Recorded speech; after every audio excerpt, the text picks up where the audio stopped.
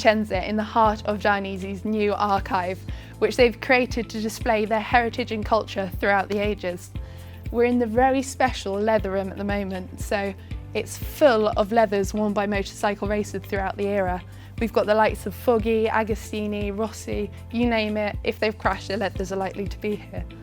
So as you can see, it's a pretty awesome place, but this isn't all of it. Outside this room, they've got an entire museum dedicated to the culture and heritage of the Dainese brand. And as you'll find out later, that's not just limited to motorcycling anymore. So let's go on a little tour and see what Dainese have to show us.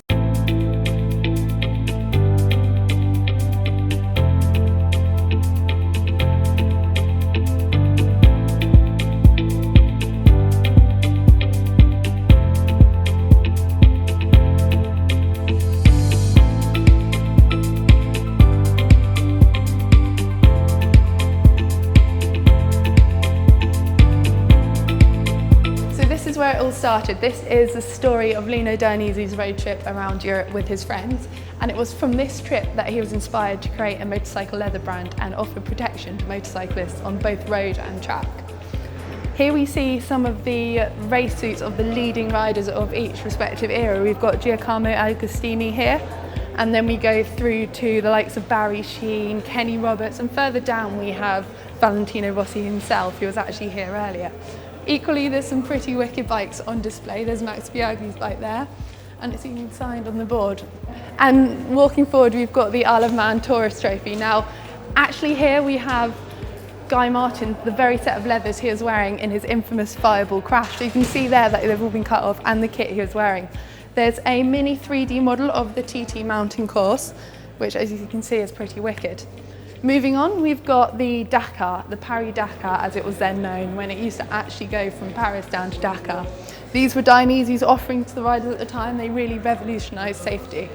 These are some recent back protector prototypes. There's a 1997 and a 2002. Now Lino said that that was inspired by nature itself, how the types like lobsters and turtles would move with their shell around them. Here we see what Dainese could offer to other sports as well, including ski racing, downhill mountain biking, for example. Over here there's a detailed description of how the D-Air suit itself works. That's made up of hundreds of microsensors which sense the motorcyclist's movement and register the moment that they leave and the moment that they fall off their motorbike. There's actually a simulator here in which you can compare your own time to that of the D-Air suit. Now, as you can see, most people are making around 200 milliseconds. The D-Air suit activates within 45 milliseconds of detecting the crash.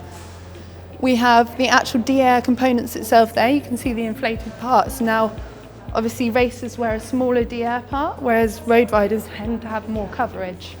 Now, this is where it gets interesting. Dainese going forward is looking at making solutions for workers as well as sportsmen.